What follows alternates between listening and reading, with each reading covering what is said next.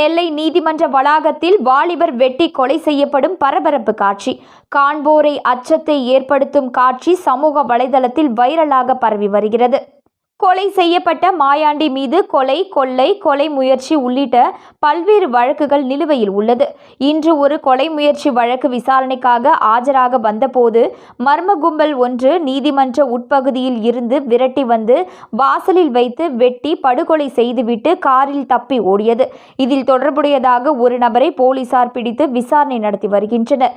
7 பேர் இந்த சம்பவத்தில் கைது செய்யப்பட்டுள்ளனர். கடந்த ஒரு ஆண்டுக்கு முன்பு கீழநத்தம் பஞ்சாயத்தில் 2வது வார்டு உறுப்பினராக இருந்த தாழ்த்தப்பட்ட சமூகத்தை சேர்ந்த ராஜாமணி என்பவரை வெட்டி கொலை செய்த சம்பவத்தில் தற்போது கொலை செய்யப்பட்டுள்ள மாயாண்டிக்கு தொடர்பு இருப்பதாக கூறப்படுகிறது. இந்த முன் விரோதத்தில் ராஜாமணியின் தம்பி தனது கூட்டாளிகளுடன் சென்று மாயாண்டியை இன்று கொலை செய்ததாக கூறப்படுகிறது. மாயாண்டியை வெட்டி கொலை செய்யும் காட்சியானது சமூக வலைதளத்தில் வைரலாக பரவி காண்போரை அச்சத்தை ஏற்படுத்தியுள்ளது.